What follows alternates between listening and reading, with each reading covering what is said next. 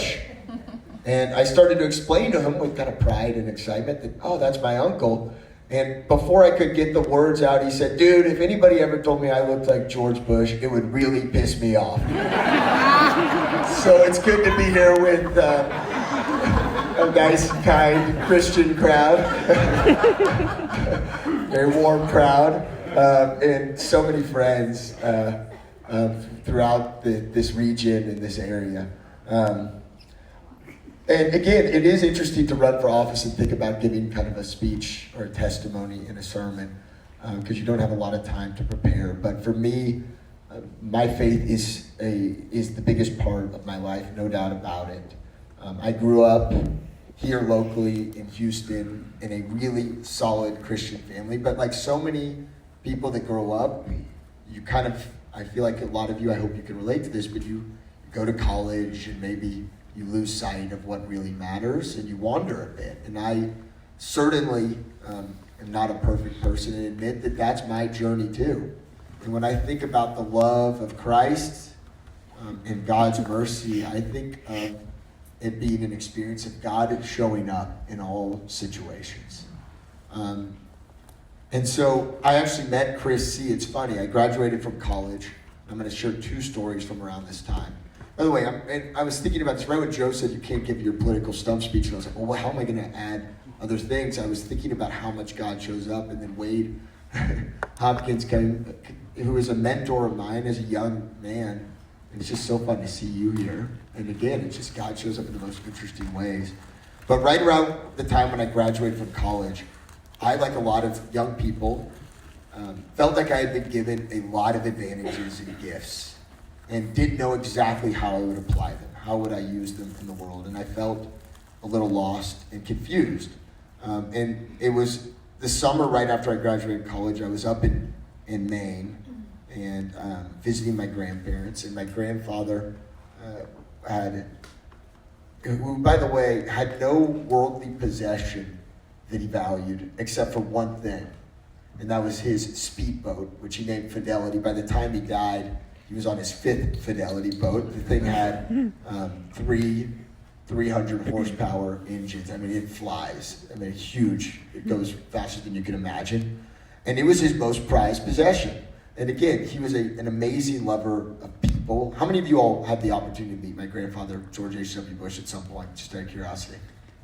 Okay, so a handful of people.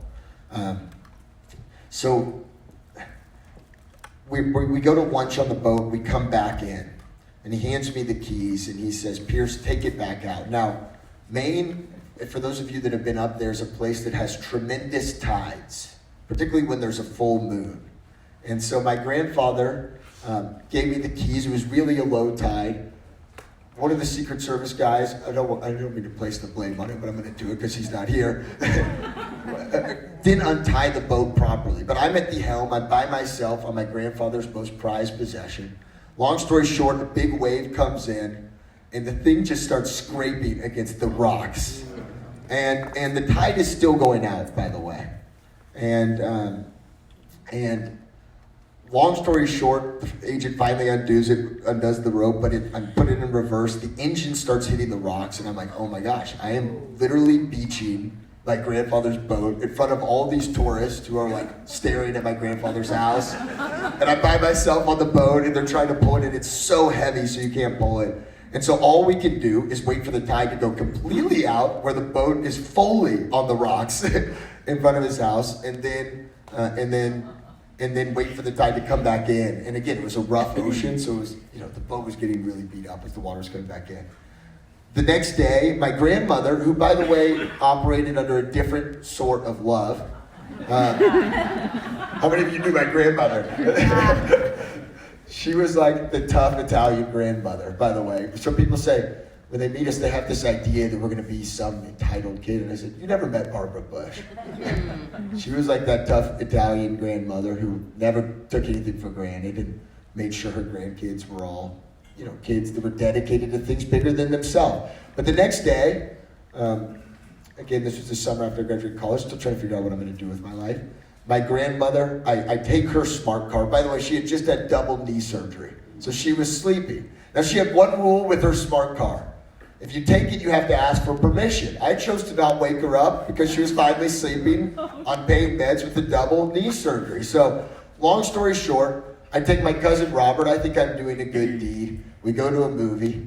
We're at Dairy Queen. And I get a call from my dad. He says, "Where are you?" So I'm with Robert. And he says, "Ganny's really mad. You didn't ask her for the smart car." So we go back to the house, and she chews me out. By the way, when I crashed my grandfather's boat, I just could see in his eyes that he knew how bad I felt. No chewing out. So this was back-to-back incidents. My grandmother, in front of a bunch of strangers, totally chews me out. And I felt terrible. And I'll admit, I was like a 22-year-old guy, and she forced me to tears because it was like I felt like I could do no right. And I realized this. We are all the embodiments of unconditional love that Jesus Christ and God has extended to me. And I have been uniquely blessed to be the grandson of George and Barbara Bush. By the way, two different types of love, both unconditional. But that evening, I went out and I came back, and my grandfather, who was already losing his ability to walked all the way up to the third floor dormitory where a lot of our cousins would sleep when we were younger. And I walk up to my bed, and I see a note that he placed on my pillow. And if you don't mind, I want to share this with you because I think it will explain a little bit of where I'm trying to go with this. He said, "Pierce, I remember days when I felt I could do nothing right. But the sun would come up and a bright new day would embrace me. Do not worry about the boat or the car incident. You are a good man who got a bad bounce, but all is well, believe me. I hate to see you worrying and down. You brighten my life, so forget yesterday and today's little incidents. You the man." And I love you. Ganny does too. Gampy. And so I came back to Houston that summer, still trying to figure out what I was going to do with my life, knowing that I had been given all these things, knowing that I was meant for something more than just personal gain, right? And I started going to the Houstonian because I could still mooch off my dad's membership, just to be totally honest. And in the steam room, I met a guy who just became my friend. And every time I would go to the club, I'd see him and we'd hang out and we'd talk. And eventually I found out that guy was a guy named Chris C. He's a pastor of a church. Finally, I was like, I need to go just check out this guy's church. He just befriended me, right? And I show up, and I realized I was instantly, I found like my church home. The second time I went to Ecclesia, I had just signed up for Big Brothers Big Sisters to be a volunteer.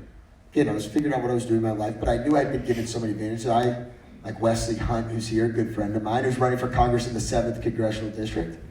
A lot of people live, yeah, let's give Wesley a clap. Where we went to high school, everybody goes to college. And I knew that wasn't the case for all kids, so I signed up to become a big brother. The second day I went to Ecclesia, Chris C. was pastoring about how we, in the greater Houston area at the time, could be a city that had, at that time, 500 kids on the wait list, whose parents had raised their hands saying, my kid could use a mentor. How could we be a people, a church body, that doesn't do something about it? And again, God's timing is so unique and so perfect because I had just signed up. And again, it reaffirmed for me that we are to be the hands and the feet of Christ and reach out for others. And it is through relationship where real change happens. And I am a big believer in that. I don't think you can change people's lives if you don't form relationships with them. Yes. And now I wish I could say, and by the way, I want to tell you a little bit about my journey with Big Brothers Big Sisters. I don't want to ramble too much here, but I never thought in a million years I'd work for Big Brothers Big Sisters. But again, God has a way of showing up if you're open to it and guiding you in ways that you could never imagine.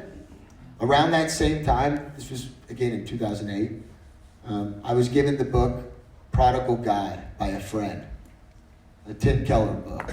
And I realized that I had gotten the Christian faith all wrong my whole life. Because I thought, like so many people who grow up, that you have to earn your way. And again, just like the story I shared about my grandfather, God's love is unconditional, and it's reckless, and it is something that embraces you when you form a relationship with God and with Jesus Christ. And so as I continued in my professional career, I was working in finance at the time, I realized that there was something more out there. I felt, it's like Ephesians 4. Do you guys know that verse? Paul writes, I urge you, live a life that is worthy of the calling he has graciously extended to you. Be humble, be gentle, be patient. We are all given a vocation. We are all in a place. And we are all given tasks to extend the kingdom of Christ here on earth. And sometimes there's a restlessness. And maybe you're in the wrong place. And I remember, this was now 2012, feeling a restlessness. I was a big brother, and I loved it. I would show up on behalf of the United Way and speak on behalf of Big Brothers Big Sisters and give testimony about my experience and how when I signed up to help a kid, guess what happened? My life was changed forever. I signed up thinking I'd help a kid go to college, and I got a brother for life. Our first outing, by the way, I thought I was going to get a 12-year-old. I got a 6-year-old. His name was Jalen. And I realized that this was a two-way street, and I realized how naive I was when I signed up on our first outing. I took him to the zoo. And you guys everybody knows Big Brothers Big Sisters, right? We get confused with Boys and Girls Club, very different programs. We cannot serve one more kid without one more volunteer. And I technically, because I'm running for office, can't pitch Big Brothers Big Sisters and commingle the things, but I'll just say this. We desperately need people in Fort Bend, in Harris County, to step up and serve kids. When we had 500 kids a number of years ago, we now have 1,000. We're serving way more.